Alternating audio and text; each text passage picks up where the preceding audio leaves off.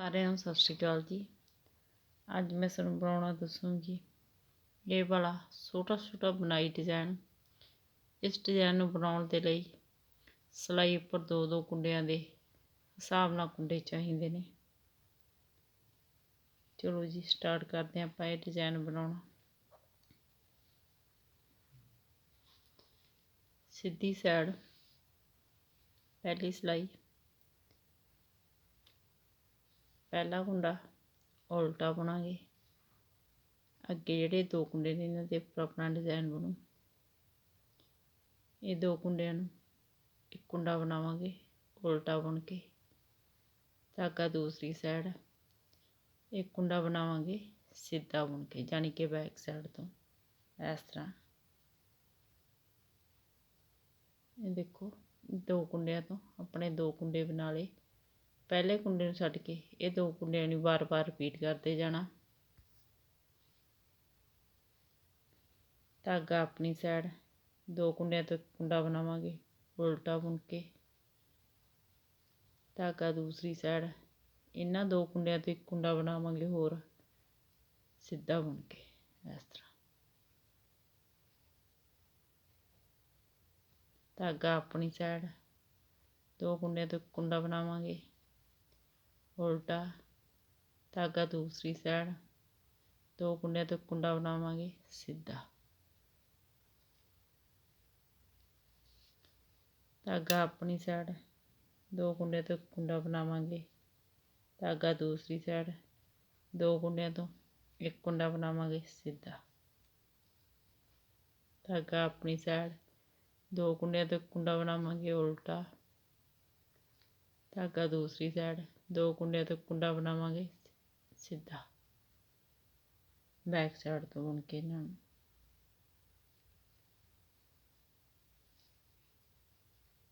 धागा अपनी साइड दो कुंडियां दा एक कुंडा करांगे उल्टा बुन के, धागा दूसरी साइड एक कुंडा बनावांगे सीधा बुन के। धागा अपनी साइड दो कुंडियां दा एक कुंडा बनावांगे, धागा दूसरी साइड इन्हां दो कुंडियां चों एक कुंडा सीधा बनावांगे। धागा अपनी साइड दो कुंडियां तो एक कुंडा उल्टा बनावांगे, धागा दूसरी साइड दो कुंडियां तो एक कुंडा सीधा बनावांगे। इस तरह जी आपां सारी सिलाई नूं रिपीट करते जावांगे।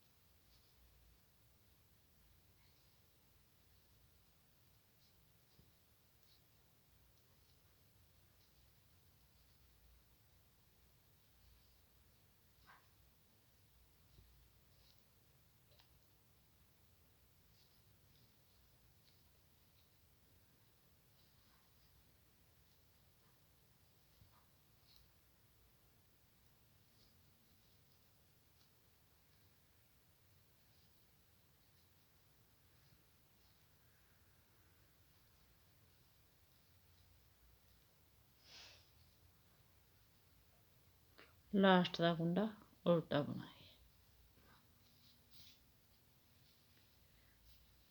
दूसरी सिलाई उल्टी बुन के कंप्लीट करांगे।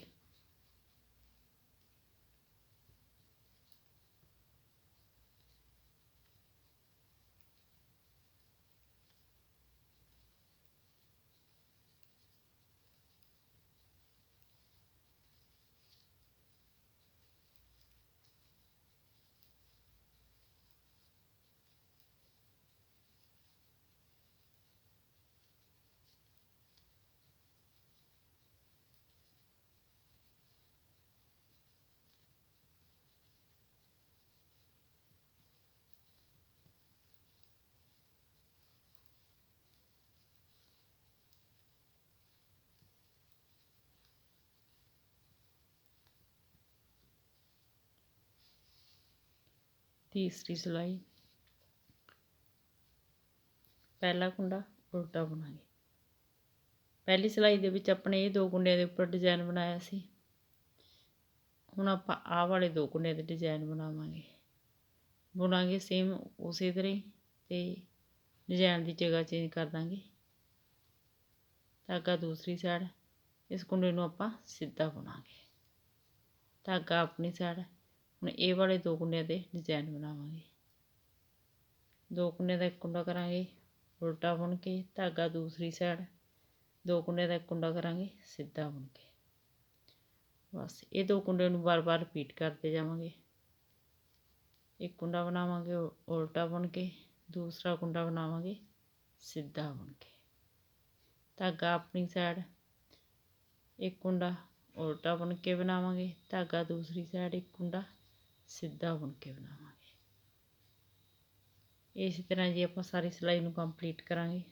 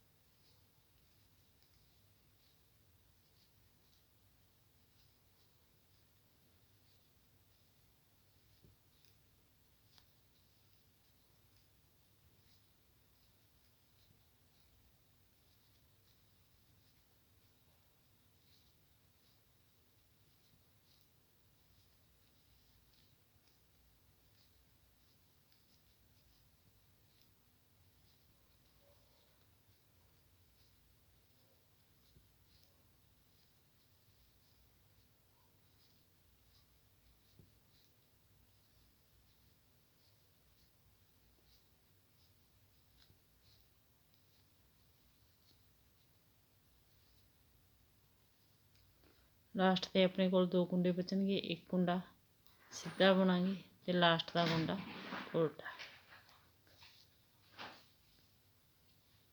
ਚੌਥੀ ਸਿਲਾਈ ਉਲਟੀ ਬੁਣ ਕੇ ਕੰਪਲੀਟ ਕਰਾਂਗੇ।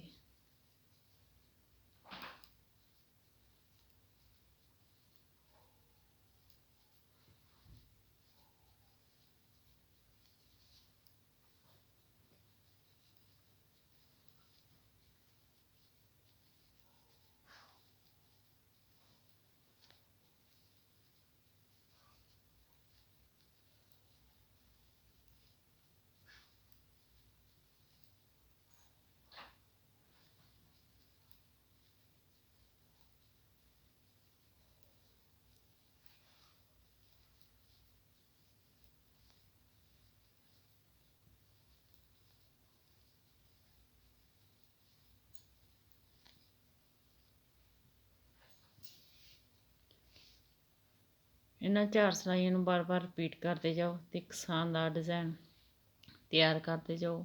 ਵੀਡੀਓ ਨੂੰ ਲਾਈਕ, ਸ਼ੇਅਰ ਔਰ ਚੈਨਲ ਨੂੰ ਸਬਸਕ੍ਰਾਈਬ ਜ਼ਰੂਰ ਕਰਿਓ ਜੀ। Thank you.